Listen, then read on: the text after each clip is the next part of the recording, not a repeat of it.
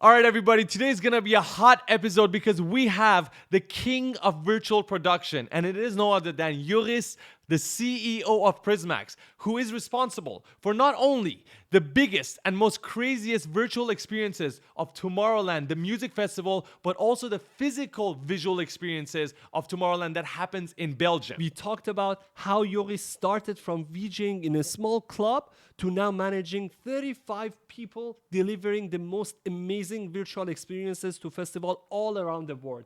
We also covered the application and use cases of Unreal Engine in their production pipeline and what is the most sought after skills for Unreal Engine creators, developers, and artists. If you are a brand or you are a developer or you are a creator, it doesn't matter. We covered everything. This episode is for you. Are you ready? Let's freaking do this. Oh, wow. Amazing. This feels so good after only 3 hours of sleep. What are we drinking today? One coffee. We're back to one coffee. This was not bad. This was like 2 episodes ago is when we started with one coffee. We're back to it. It's almost done. So it's probably the last time you're going to see it because we're probably going to go back to Starbucks. That was my favorite. Still to date. It's still the strongest. I cannot disagree. Why are you giving me this? This is 3 hours of sleep. I need the strongest coffee. I gave you, this is your second double shot of the day. So you should be good to go. That is true. Guys, welcome back for another episode of Bad Decisions Coffee Break. We're on episode 12. Potentially, the idea was me and Farah do this once a week, and now it's becoming twice a week. So eventually, probably 3 times, because we just can't wait to bring on cooler people, cooler guests on the podcast. And it's, in today's world, of course, being how easy it is to just DM people and how easy it is to communicate with people, and especially because this is a virtual podcast in a sense, we're holding it online.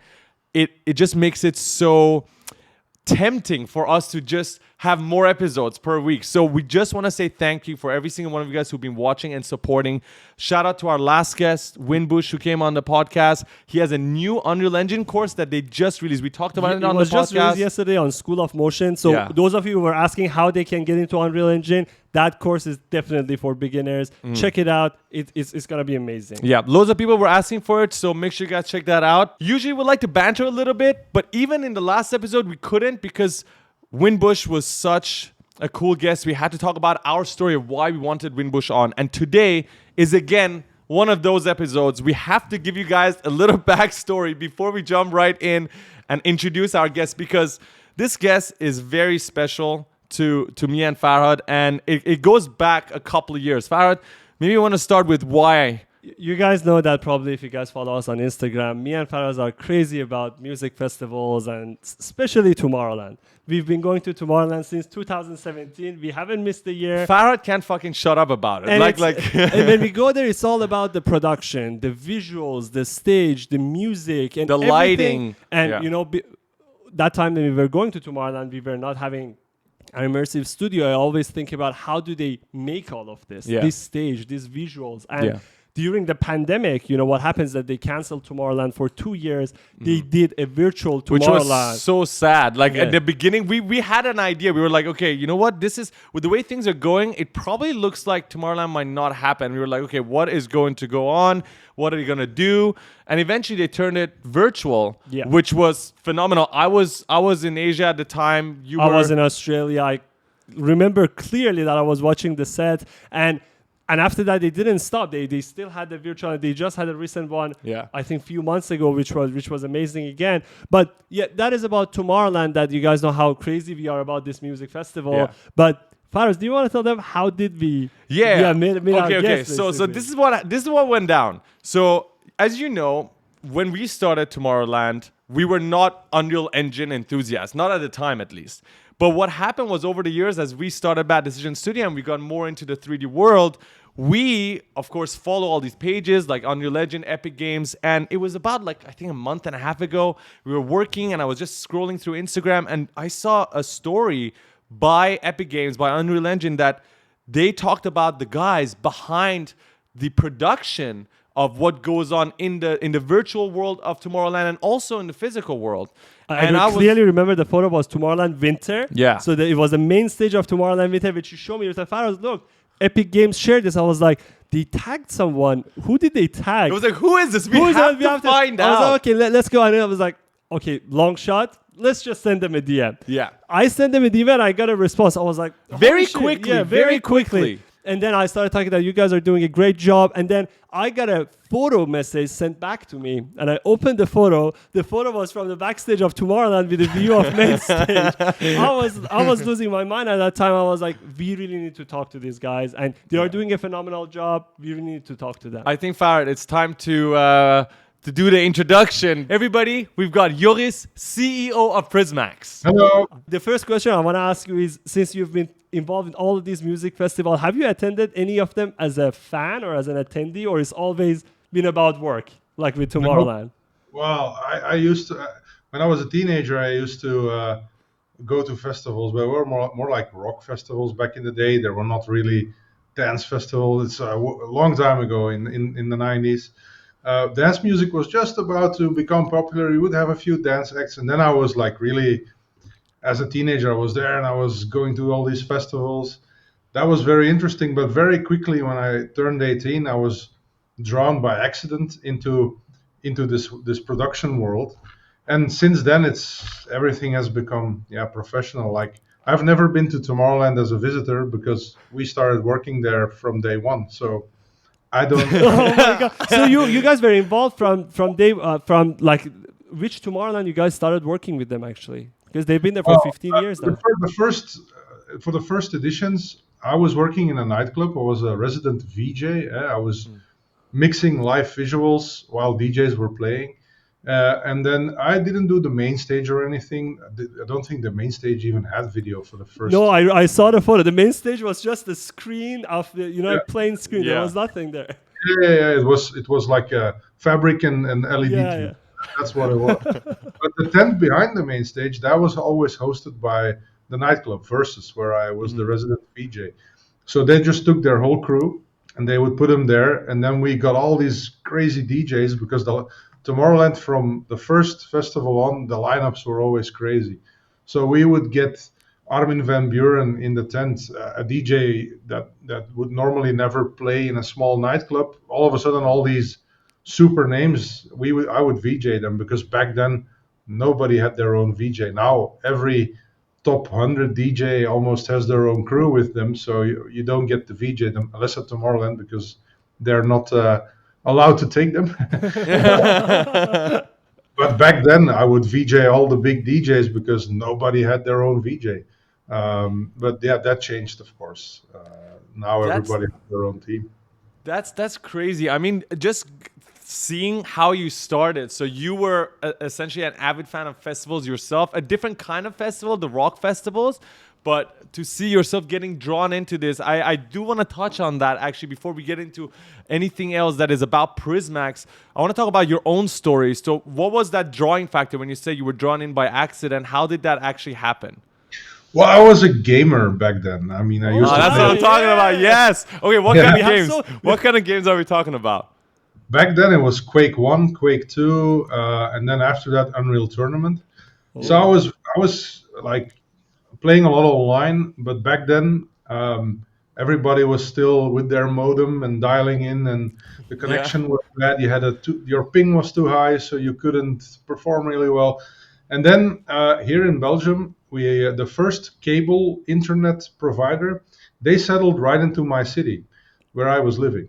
And I was one of the first Belgians to have cable internet.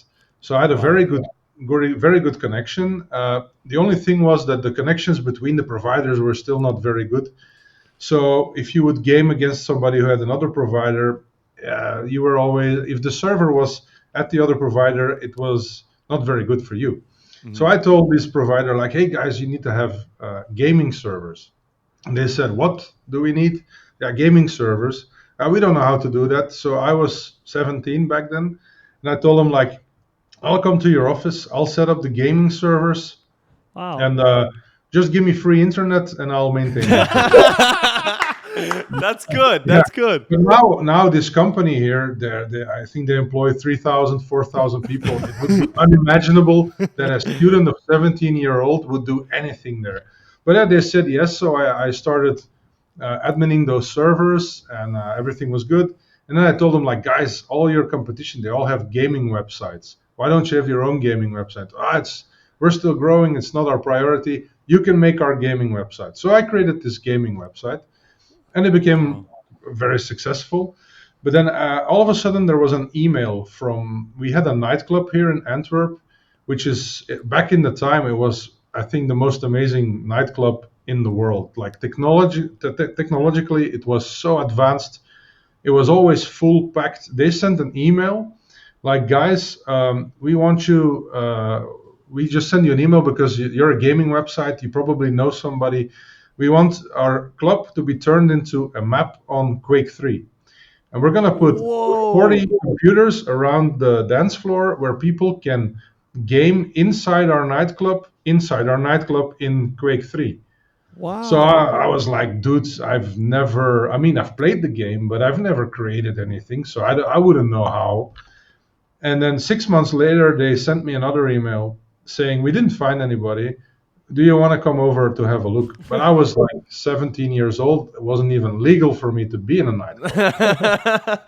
But I went there, and then for a student of 17 years old, the owner gave me an astronomical amount of money to create this. So I was like, I'll learn Quake. I'll do whatever it takes. Yeah. So I created it. And then right when it was finished, the government shut down the club. What? Yeah. They actually made a movie about it right now here in Belgium. And this whole, the club name was Zillion, and the whole name and the club thing was completely revived here. They're having lots of parties now, branded Zillion, which we are VJing live and unreal. Okay, back to where you began then. Does it feel nostalgic every time you go there? Like, does it feel nostalgic every time that you go there? You remember the whole time that you were there back then? Absolutely. Like the owner of the club, he's very famous in Belgium. He now owns the biggest LED screen rental company, I think, in Europe. So I'm still doing business with him. So yeah, it's quite special how it went. But then, yeah, the club shut down. I started my studies in informatics, and like in my second year, I got a phone call from Versus, the new nightclub in town. Well, not in town, a few towns away from me. But like there's 6,000 people capacity nightclub, the biggest club in Belgium. They said it was a successor of Zillion, but it was basically the management of Zillion. They started a new nightclub, and that was Versus. They asked me, they called, do you want to come and VJ for us? I was like, what is that? Not again. Why are they always asking you to do something that you didn't know? Because I think he said yes to everything before. So I was like, he's the yes guy. Let's just ask him. Yeah, exactly. I'm the yes guy. I always say yes. I always have to hear from my business partner, you said yes again on this? So that time it happened again. I just said yes. And I came in, and I was the first guy they tested or something in 7 guys that could even turn on the screen, which was a whole procedure back then. They were the first club in the world, I think, with the permanent LED screen. Now LED screens are everywhere, but back then it was really something rare to have, especially in a nightclub.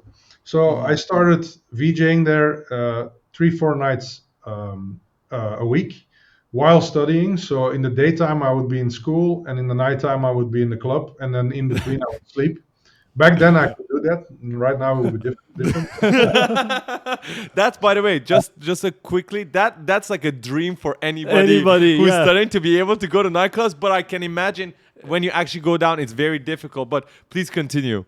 Yeah, and I really trained myself into VJing.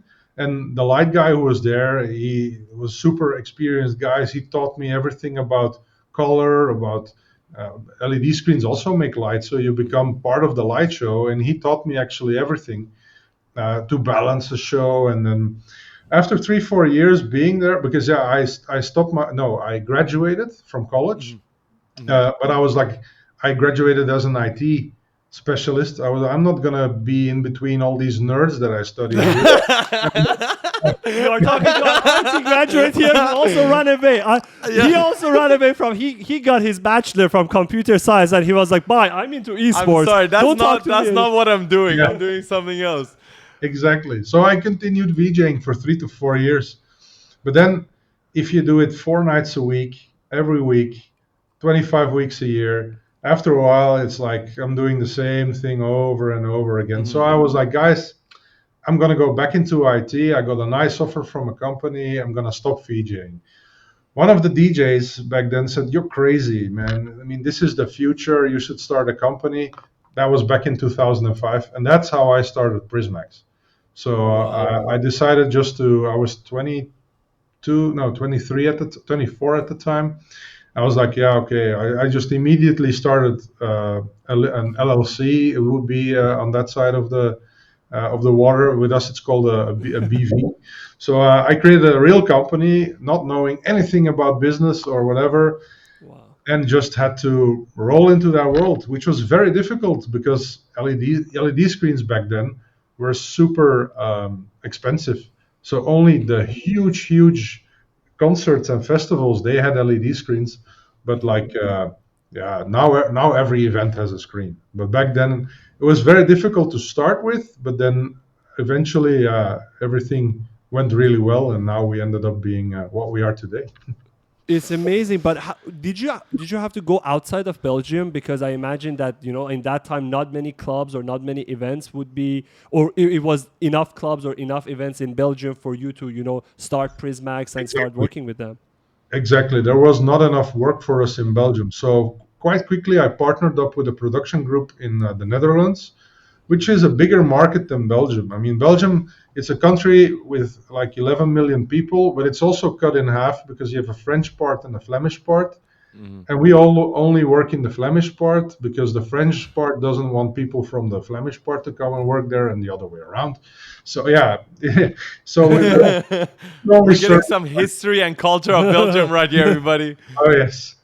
Wow, there's only 6 million people here, so Mm-hmm. that speak the language. So it's a small market. In Holland, the Netherlands, they have 15 to 16 million people. It's a bigger market. So started doing more and more jobs there. Um, that became very interesting. And then after a while, we were always at Tomorrowland the first Mm-hmm. years for the smaller stages. But then in 2014, I believe, then Tomorrowland, the guys, they were always coming to have drinks in Versus in the nightclub, so we knew them very well. They were like, hey, we have Dimitri Vegas and like Mike. They're DJ brothers. We think they can be very successful. We want you to tour with them. So that was one of my first real touring experiences because before that I toured with a few trance DJs like Ferry Corsten, but that was only a few times a year that they asked me to tour with them. But then Dimitri Vegas and like Mike really became like my first artists that I toured with nonstop year in year out from And they became huge in those Yeah. years. I uh, remember. Did you tour with them to Asia too? well back then it wasn't custom to take your VJ to Asia. Okay, yeah, that's very fun.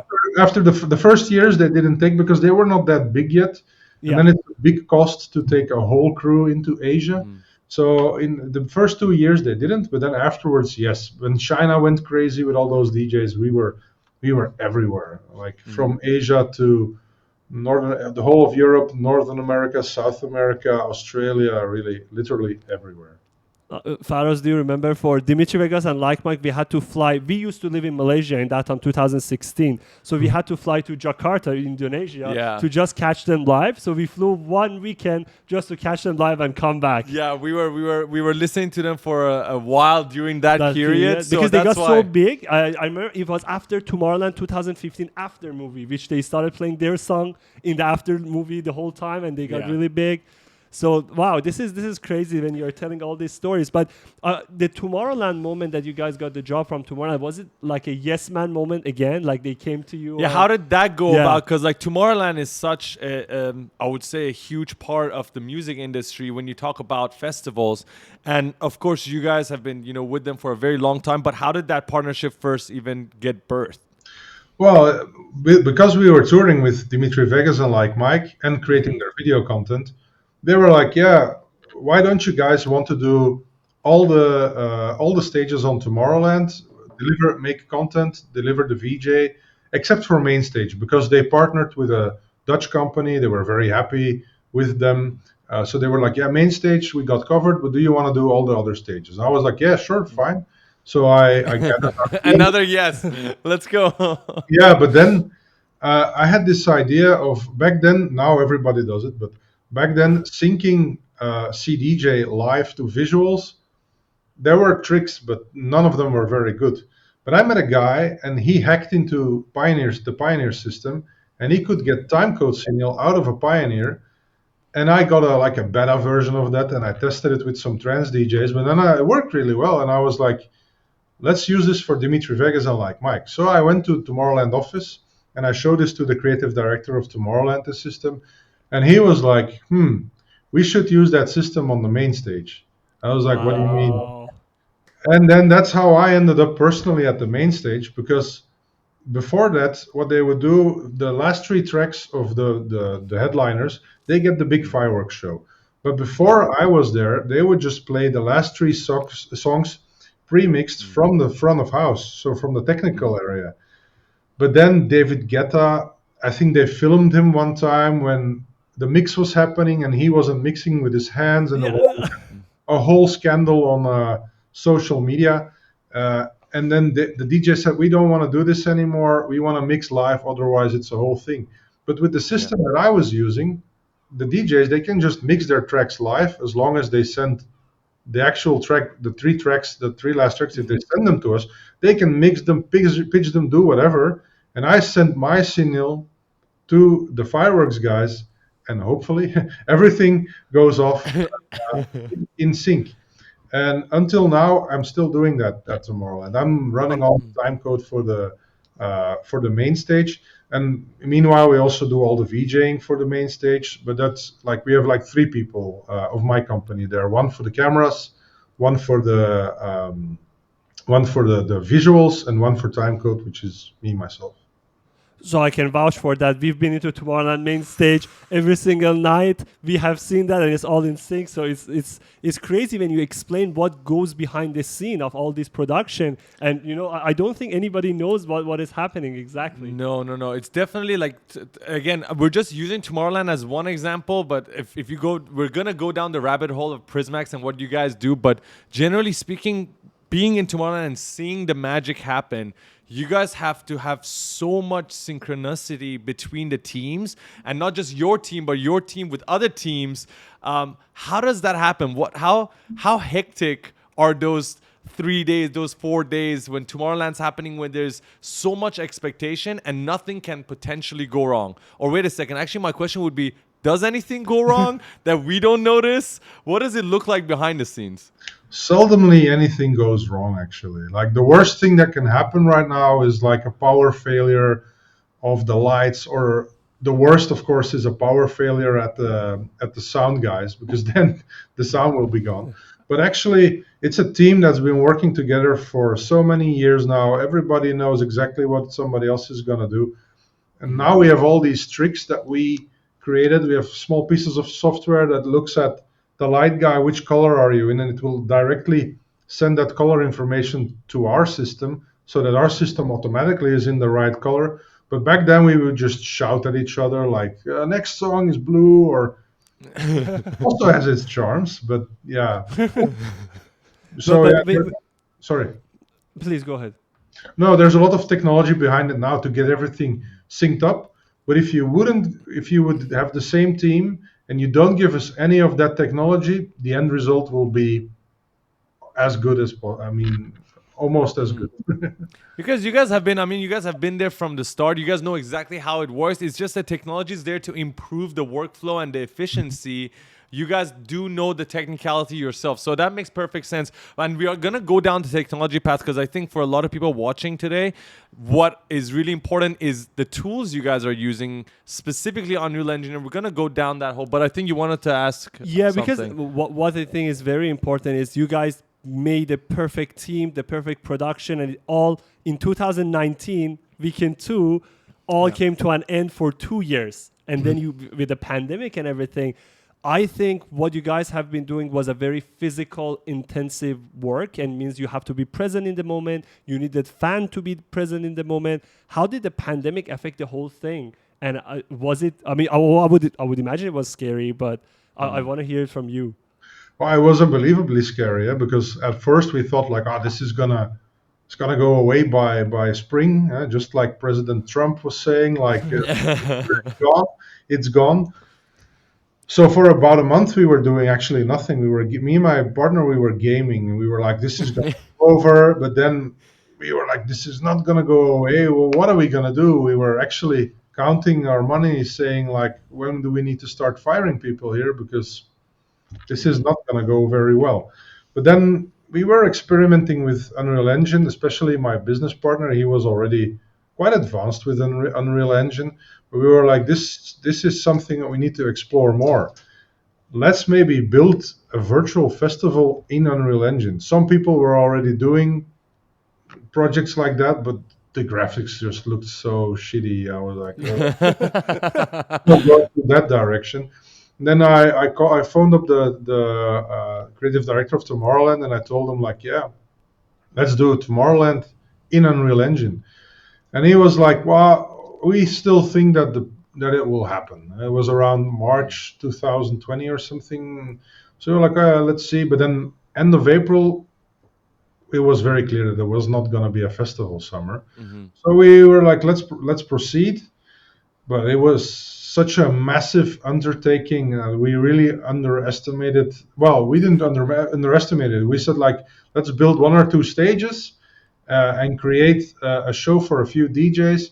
But then the owner of Tomorrowland, he's always like pushing the limit of everything technically possible. So he was like, let's have 40 DJs, record them all over the world.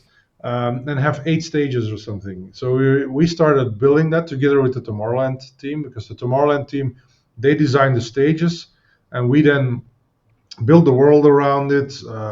We put those stages in the world, we put lights on it, but it was such a nightmare because Unreal Engine wasn't ready for something like this.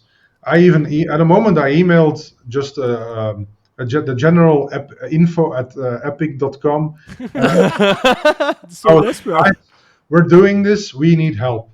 So what happened is we talked to somebody, an evangelist, they call it, of Epic, and then they appointed like a small team of theirs to us to help us with the creation of the festival. But we had so many problems. Like we recorded all the DJs with tracked cameras. But the guys who recorded it, some things went wrong with the time code, frame rates. To get everything synced again after recording, did it 2 weeks before the festival. That didn't work. To get the lights, we wanted, the DMX plugin of Unreal was just released, but it worked up to like 100 lights to record it in the take recorder. We had 1,200 fixtures. So we had to find a way how to record that and then put it back into the engine to get everything synced. There were many, many problems. 2 weeks before the show, before we were going to broadcast the show, we had nothing working. And then one Saturday evening, everything worked all of a sudden. Everybody's problems were solved. And then we just started rendering and rendering and rendering. And we made it just before the deadline. That was the birth of the festival. That is such a fascinating story. That is such a fascinating story because you guys are not just, creating cool, visuals, as you were previously before COVID. But what happened with COVID, me and Farah were talking about this. It was such a pivotal moment for you and Prismax because everybody experienced COVID, no matter where you were in the world. But it's what you did during that time that defines who you are now. And we always love to hear people's story about what they actually did in those 2 years, in those 3 years. Did you actually do something to improve?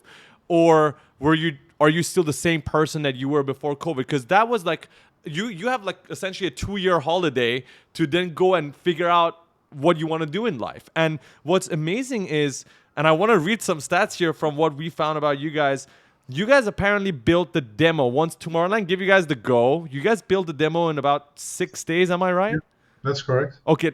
First of all, that is fucking crazy. Okay, that's already fucking crazy.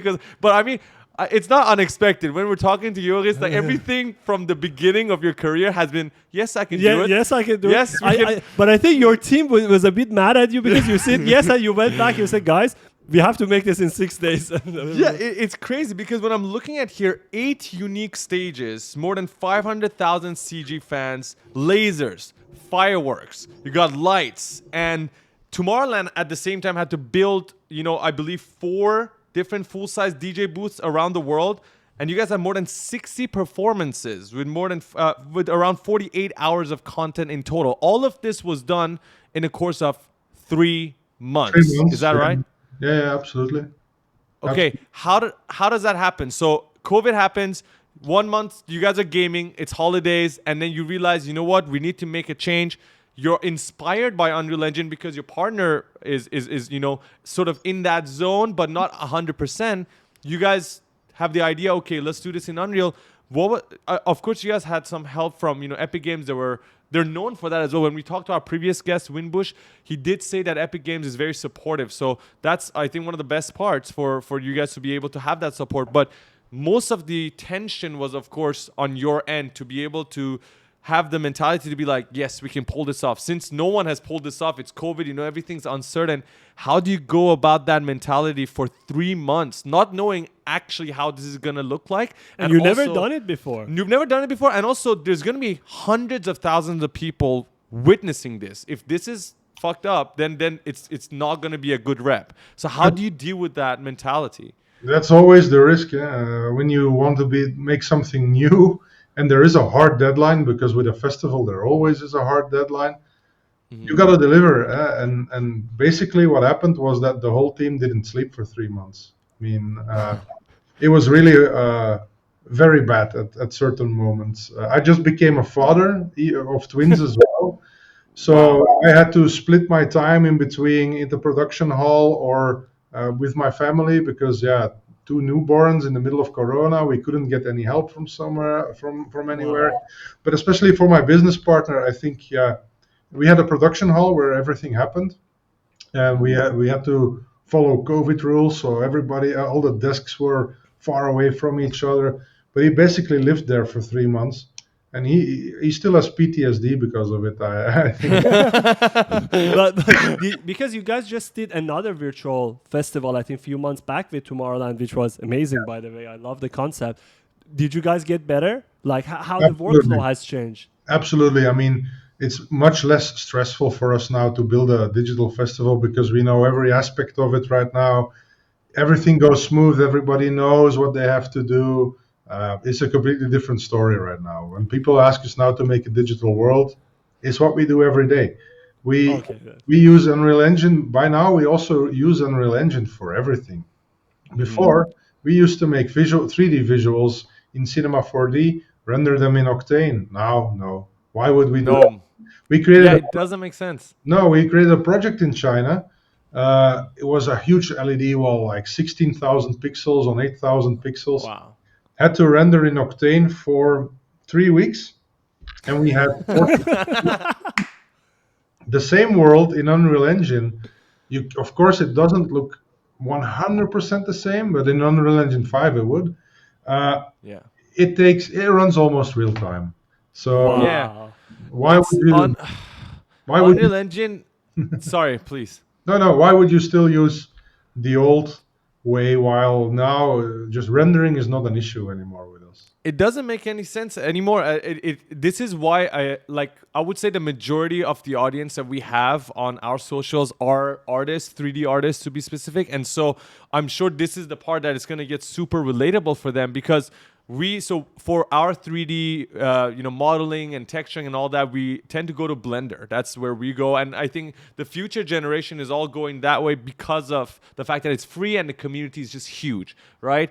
But even then, even though Blender is like upgrading and updating at super light speed, nothing beats the real-time workflow of Unreal Engine, and nothing beats the quality that Unreal Engine has in terms of their Lumen and Nanite technology. And now I'm sure you guys are always, at the forefront of this, like the 5.2 update. I'm sure as well that you guys are not using all the latest ones because there has to be bug fixes and all that. So it's not super reliable to use the latest update all the time. But generally speaking, where it's moving forward, like with procedural content generation that is out, like that makes making worlds, huge worlds that you guys are making, easier and faster. But I actually want to ask you one thing, because when you talk about physical world, me and Farah were talking about this, there's limitations. You're like, okay, we have 10 LED panels and that's all we got. For example, that's just an arbitrary number. When it comes to virtual worlds, it's unlimited. Like, essentially with Unreal Engine, you can have a gigantic world. So how do you guys draw the line? Because if you talk about the Tomorrowland creative director, he just wants to keep pushing the limit. He's going to come to you and be like... firework every second. Yeah, we want like firework every second. We want to have like, I don't know, 1 million CG fans. Like, how do you draw the limit? Like, what's your, like, okay, you know what? This is like, for any client, by the way, not just Tomorrowland, this is like the limit. We can't go past this, guys.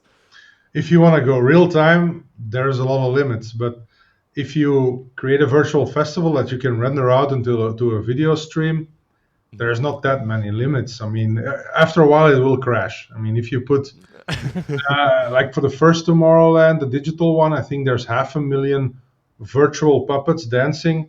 That was back then about the limit. I mean, we would see that the machines would run out of memory. Back then, we also didn't know how to optimize a scene yet. Right now, if we would redo that whole project with what we know today, it would look much better, and it would render much faster than it does now. Maybe even run in real time. Who knows? But yeah, there's not really a limit. But of course, Tomorrowland, they know what they're doing. They will translate a stage that was at the real festival into the digital festival, and they will make it bigger. It would never be able to be built in real life because of budgets. Like the first stage we did, it's just an iteration of the stage of 2019, but much higher, much bigger, with an LED screen that I don't think there's that much LED in the world to even build that. So, but everything still is realistic. I mean, it could be a real festival.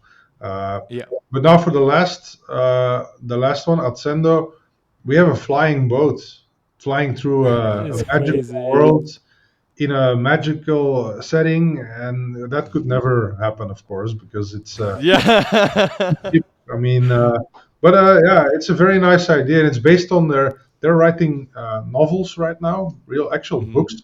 I think the first one already came out, the Atsendo, and actually the whole universe now is based on those books. So I think they're moving in a very nice direction with that. That's fascinating, and it's about what you actually brought up, the fact that you guys are creating these beautiful fictional worlds for Tomorrowland.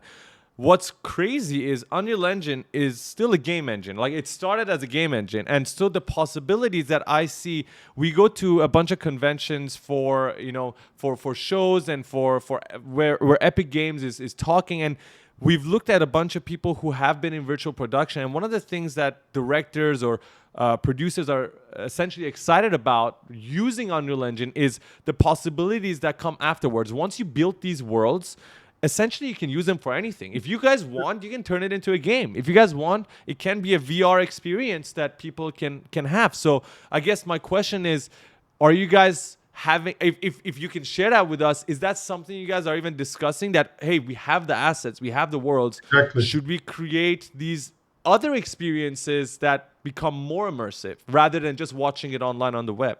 Yeah, sure. Like, we now have a project that we're working on in the Middle East, where there's a whole area that we're going to turn it into a digital twin, but they want to use it for say monitoring traffic or something. But why would you only use it for that? There's a whole theme park there, and if you want to have a celebrity in your commercial, and he doesn't want to fly all the way there, he's in New York, we record him in New York in a Green Key studio. We'll put him there with virtual production. We'll just put him there inside the park. The artist doesn't need to move. So we actually did that for the expo in Dubai, where we recreated a virtual version of the expo buildings, and then some of the artists didn't want to fly because of COVID, and we just recorded them all over the world, and then we would act as if they were flying through or walking through or driving through the expo grounds while they were recorded in LA or in New York or Spain. So that was very... Doesn't matter where. Yeah, it doesn't matter. That's It's amazing. crazy how Dubai has become the hub for metaverse and all this technology advancement. They have been at the forefront of all this technology, and you guys recently opened an office in Dubai. And I just wanted to ask you, how does the Middle East and Dubai's environment look like for virtual production? How they are pushing the limits and boundaries? And after Belgium, you guys moved to Dubai. Why not China or US? Well, we decided after Expo 2020 there, the World Exposition, we were contacted like, let's start a company here. We need your presence here because they have a master plan, like a metaverse master plan, where the whole city and all its surroundings, the whole emirate needs to be inside the metaverse by, I believe, 2030 or something. So they appointed some crazy budgets just to be the leader in the whole metaverse story, which is, I think it's unbelievable, and that's why we decided to go there, of course, because it's such a nice market with nice budgets, nice projects, while here in Europe things are a little bit different than over there budget wise. Yeah, no, we agree with you. I think, especially after the pandemic and with the whole economic situation, I feel like people's attention here is definitely. I mean, people do talk about the metaverse and all that, but I believe the mentality is completely different. When we look at what's going on in the Middle East, they really believe in this future and they want to actually invest time and money in making it happen as soon as possible. Whereas here, there's like a lot of questions. Whereas there, I think everybody's just Even in the augmented reality space, they are pushing it so hard. They are having creators flying their exhibitions one after another. Yeah. It's crazy how they are making Dubai, Qatar a hub for all of these technologies to grow and to expand. Do you see a big future in that area actually? Yeah, absolutely. I mean, they try to be number one technologically. They try to draw companies like ours there because they know they're going to run out of oil money within this and 15 years. I mean, they got to do something. They're sitting on a big pile of money, and they're just trying to create a way of living, the perfect way of living. That's what they're trying to create there. And in being in the metaverse is just one part of it. People should, well, for them, it's also very important that people can visit the place before going there physically just to see what it's like and to draw people there to actually come over there. There's another project where there's a heritage site. Nobody's ever heard of it here in the Western world. But if you would visit that virtually, you would actually see, wow, this place is really beautiful. I should go there on holiday. Wow. So it's not even an event. It's like tourism as well. Like at the same time, they are promoting tourism, they are promoting events, they're promoting all the different industry with using virtual experiences, basically. Yeah, that's what we were talking about that as well, because we created an augmented reality experience for Egypt. It was for a tomb. Yeah, it was for an Egyptian tomb, and we recreated that space in augmented reality. And people love that experience. And so we recreated that same experience, or at least in the midst of recreating it within Unreal Engine, because we had the assets. We were like, you know what, we can just port this into Unreal Engine with much higher quality. We used a bunch of, the marketplace assets mixed with the ones we had. And the next thing we want to do is actually go into that experience with virtual reality, with VR headsets. And we were actually thinking about the same thing, like, this would be an amazing idea for tourism for every country, because not everybody can go to Egypt or Dubai.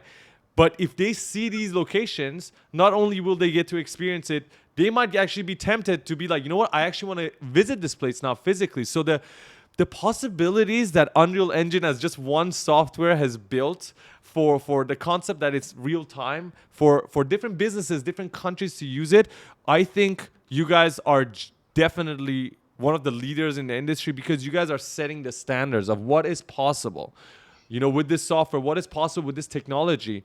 And what I love about what you guys do, and we talked about this over the past few days, is you guys are constantly improving the game. You guys are not satisfied with what you did last year. You guys are not like, last year we nailed the fire show. Not the fire show. We nailed the lasers, the lighting, the whole experience, the visuals. You guys are like, what did we do last year? Let's fucking top that again and again and again. And that's what makes it so unique. But I think I just want to take it back to that concept a little bit. For avid virtual producers, for freelancers outside who might be watching this, where should they look for sources to learn more about virtual production? Where was the sources you guys went to when you guys were during the pandemic? You guys needed to learn, your team needed to learn. What was the best source for you guys to learn? Is there any sort of, not a secret, but the best way to get into this industry for people who want to break in but they just don't know how?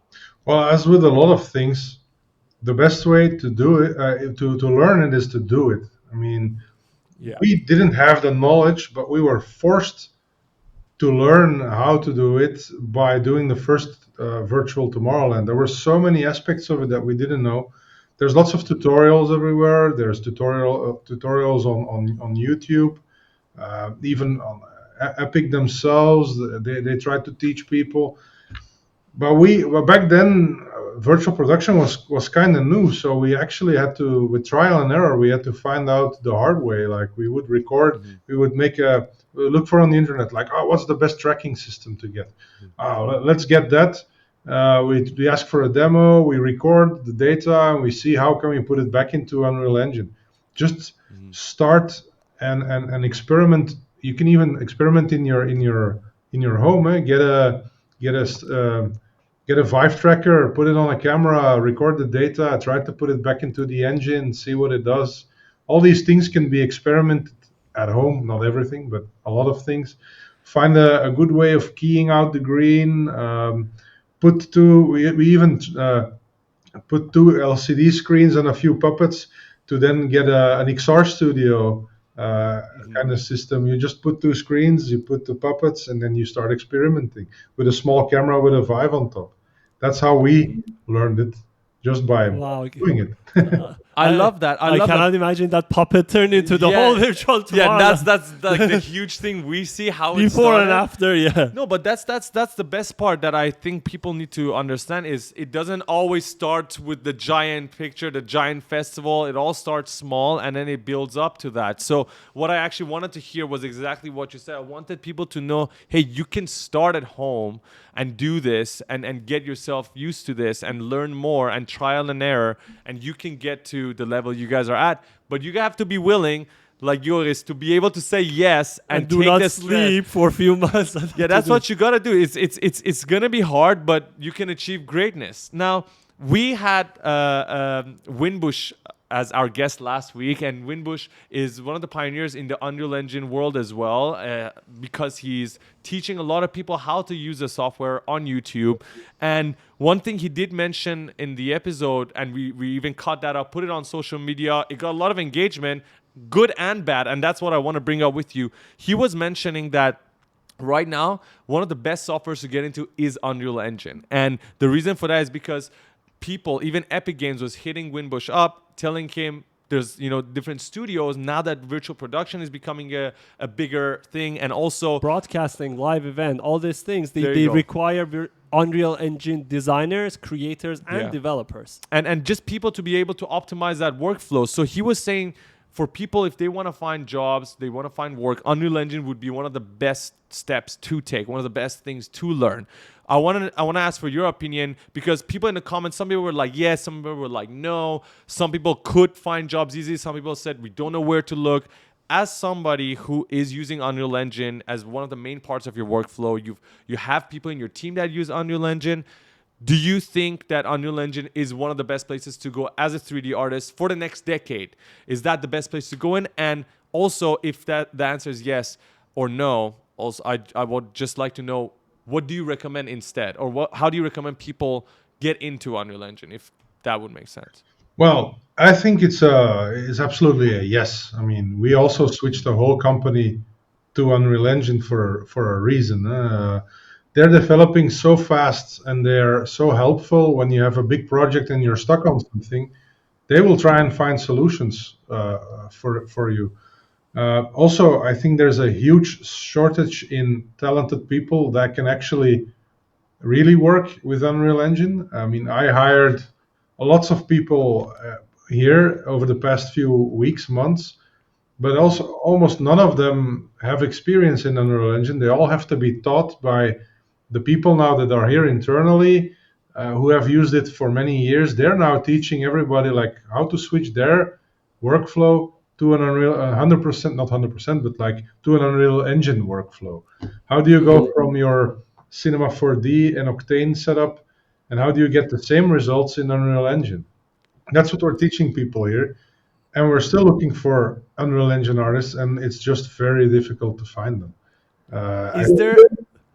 Is there any like specific sought after skill in Unreal Engine that is that you see not just in your company but in the virtual production world that like everybody wants to look for, but they're just so limited, like a specific skill set, or no, it's very general? Right now, we found graphic designers, 3D modelers, landscape designers. Those we all found quite easily, but like having somebody who has a basic skill in modeling, making worlds, and then also has a coding background, that's very difficult for us to find. We've been trying to make our own tools, own plugins, just to help us in the whole development. Finding people that can write that's very difficult, I believe. I think there's a big field. If you're a good C++ programmer and you can work with Unreal Engine and you're creative, I think the future is very bright for you. Okay, guys, go to Prismax website. I saw they have a job opening. You can go apply now. You just heard it from the CEO. Do it right now. If you can code and if you're creative, then the world is bright for you. And I agree with you. And it's not easy to have both of those at the same time because, you know, for coding, you got to be logical. To be creative, it's like a completely different thing. At least how I would see it, because I don't know how to code. Even though I did study computer science, I don't remember anything about coding because like I'm spending most of my time on the creative side of things. That's where my passion is. But I think since it started as a game engine, some of the game developers would be able to fill in those positions if you think about it, because they know how to code. And most of the time, if they're indie game developers, they have to be the creatives themselves as well. So they have to be the ones modeling the assets, making their own indie games. So I think for a lot of indie game developers who might not be, you know, continuing that route, this virtual production route could definitely be for them. Sure, absolutely. I think the big problem there is the guys that are really good at this, they're working at the big game studios. I mean, if they get the option working on a virtual festival or working on the next Call of Duty or whatever, they're going to choose the game and they're over the virtual production. Well, you would say that, but the truth is, I mean, after talking to a few people in the industry, it's not always that, you know, the experience working for a AAA title game studio is amazing, because there's definitely so many different studios out there. Some of them, the experiences I've heard, at least on YouTube, based on different developers, that the experience is amazing. Like they have a great time, they have a great team, but sometimes the experience can be the complete opposite. So I would have to say that I think some people, when they come to the virtual production world, they might actually enjoy it more there, because it's a kind of a different experience. Honestly, if I ever quit this podcast and bad decisions, I will come and work for Prismax. I think it's a very entertaining and exciting Are job. you trying to ask Joris for a job? I'm applying for a job after this call. But I think one thing I wanted to ask is, what you guys did was during the pandemic and you convinced your clients for the pandemic, but why did they continue after the pandemic? Pandemic is over, but we don't see the virtual production gets over. It continued. Tomorrowland still doing it. Yeah. You just did another one in Mexico, right? So how did this thing that was a pandemic thing became a regular thing now? Well, I think the demand for like really performances inside a virtual world during the pandemic, everybody wanted it, because all these promoters organizing festivals, they were sitting around doing like this. But then, after the world opened again, they had to pull their full attention on their real festivals again. But then, like Tomorrowland, they're visionaries. I mean, they were like, let's just continue doing this. Let's continue working on our virtual festival as well. And I think it's the right decision, because everybody can enjoy your virtual festival and then be drawn into to go to the real festival. So in the long term, I think it's a very smart thing to do, to give something free to the people on the internet to enjoy the DNA of your festival from your home. And then you will be triggered later on in your life, because it's mostly young people, of course, that the the generation that plays a lot of games like Fortnite right now. If you can already interest these people into your festival, they will come on later on. It will be your new generation of visitors. I think it's a very smart thing to do. 100%. I generally agree with you because this is where the future is going, right? So many people will only be experiencing things in a virtual way because of their location, where they're located at in the world. But at the same time, like you mentioned, it's an incentive for them to then go to the physical version of whatever that experience may be, because now they've experienced it virtually, they love it, they become part of the community, and that gives them just another excuse to go. So I definitely think that's true, and I believe that's exactly what you guys are hopefully planning to do in Dubai as well, especially in the Middle East. The plan is to create those worlds, those immersive worlds where people get attracted towards. And one thing I want to talk about is we did talk about all the cool technologies that you guys kept upgrading every year. We know, for example, just looking at NAB, Move AI has been, talk of the town because of their, motion capture solution. They're also working on a real-time motion capture solution without any suits, any sensors. That's just one thing. First of all, I want to know if that's something you guys are looking at to potentially use in any of your workflows, because it's such a big thing in the industry. And second, is there any technology that you wish you guys had that you guys don't currently have? Maybe it's not even generated, it's not even created, but something that you wish you had that is not there in the virtual production world. In the virtual production world, well, we still film our DJs. So basically, they're still 2D plates, but because of tracked cameras, and we link the camera in Unreal Engine to distract cameras, it looks like they're there with a volume. It would be very nice to, in real time, capture the volume of a person and import this into Unreal Engine, and that it would be 100% match on everything, and that this point cloud would render in real time, and people could actually walk around this point cloud and see it 100% realistic.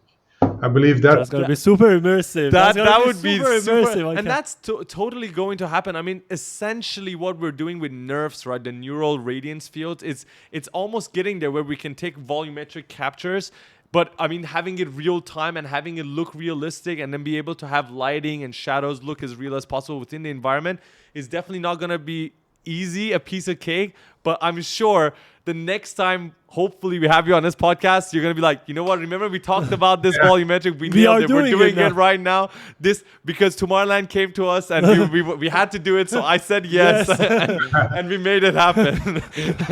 I generally think that's usually how the virtual production world for you is going. It's usually a question, can we do it? Potentially the answer is no, but you say yes, and you guys go and figure it out and make it happen. Because based on the past 1 hour, we're almost ending it here as well. It's something that you believe in, and what I would say admire about your personality and Prismax's ethos as a company is you guys are always saying yes to impossible tasks, and that's what I think makes greatness happen. We were talking about this pushing as well. The boundaries, right? It's with constraints. When you have constraints, when you have limitations, is when if you can think outside the box, then you can actually go out and improve and expand. And you guys have been doing that for I don't even know how many years now. It's just crazy. Yeah, well, everything happened because of the new Prismax. I always say it's really because of the pandemic. But the nice thing is that we're now, what we've learned as well during this whole virtual production trajectory that we did, we're trying to put what we learned there in Unreal Engine into the real world now as well, making the bridge between what's virtual, what's real. So actually, before the pandemic, we would, when we VJ'd, what we would do is we render a 3D image, but it's still a movie file. That movie file is being mixed with another movie file, so it's all pre-rendered movies. Right now, we created a media server system, which actually is attached to Unreal Engine, and it renders all the graphics in real time in Unreal Engine. So, and everything is linked to each other. If the light guy changes his colors, the colors in our Unreal Engine scene will automatically change to the colors of the light guy. if the fireworks guy pushes his buttons with that he wants to put flames, if he has say 10 flames, we will put 50 virtual flames inside the scene in depth so that it looks like there's actually 60 flames going off. And all of this is happening in real time. We've done, I think, 4 or 5 big jobs with it now, as well as Tomorrowland Winter. And now Main Stage Tomorrowland this year is going to For summer. Yeah, for summer. That's also going to run on that system. So keep your eyes open. Oh my, okay. So if we're gonna be there, or if anybody's gonna be there, they can basically expect to see real-time Unreal Engine visuals on the main stage. Exactly. Okay, now Holy I cannot shit. focus on the music this year when I'm at the main stage. I would keep thinking of this conversation. Okay, this is real time. Probably someone pushed that button. Now someone... What? I just have one question. What if it crashes? What if like the system We crashes? always have if a it's real time. backup running, of course. But if they both crash, then we're screwed. But that never happened before. So no. Until now, we always also have a backup image looping of that scene. Okay. So say the Unreal Engine will crash. We also made small pre-rendered loops that we can cut to really quickly. But so far, Right. it didn't happen yet. So far, it's been great. Okay, awesome. I just want to touch on something because you mentioned about new Prismax after the pandemic. We all know about the virtual production that you guys are doing with music festivals. But for brands that are watching this and want to explore more about Prismax services, what other areas and industries they can reach out to you guys in terms of virtual production? So we talked a lot about music festival, but I'm sure there's a lot of other applications that you guys are covering also.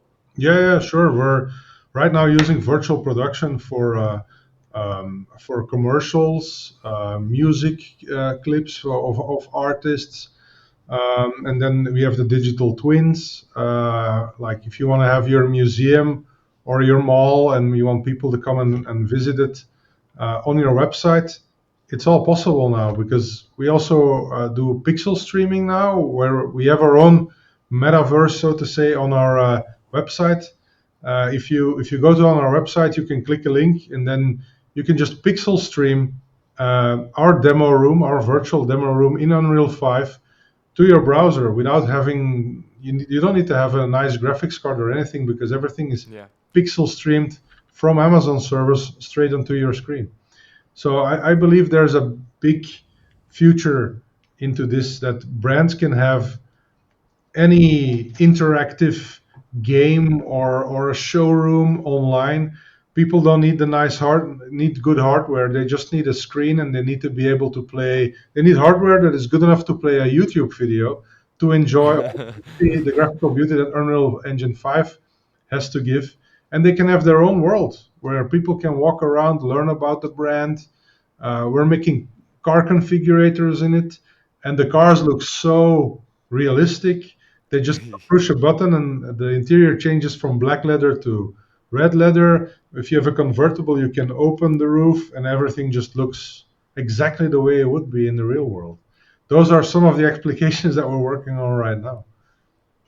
That's phenomenal. And honestly, I think there's hundreds more, and that's possibly due to the fact that you guys are working with, a software like Unreal Engine, because so many things are possible.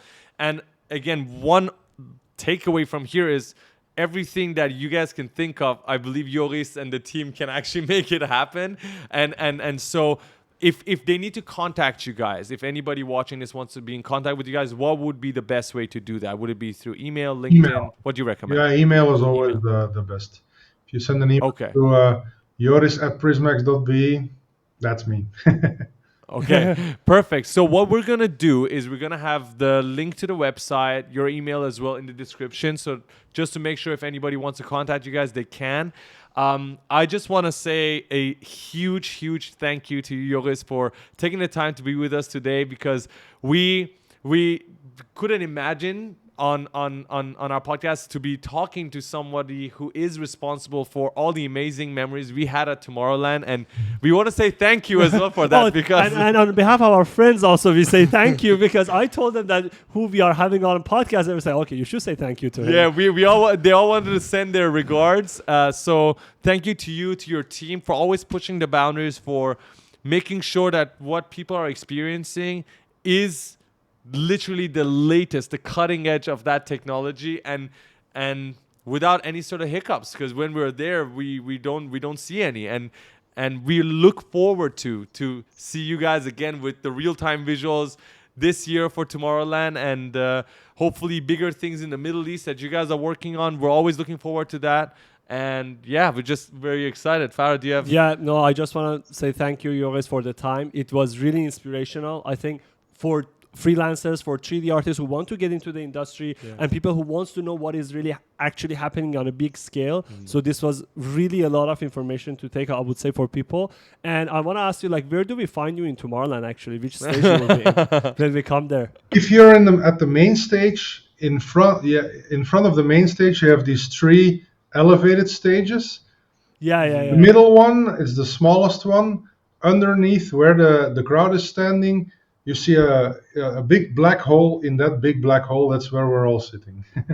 Okay, so I'm going to come there and we're going to see you there. Okay, and I'm going to clip this. Yeah. I'm going to clip this, and I'm going to take a selfie when I come there. You're gonna see 2 people like shouting your name right in the video. Like, wait, Let me know. what's going on? I'll give you a small tour. Okay, Yeah, that's amazing. Fantastic. that would be wonderful. But again, thank you so much, Joris.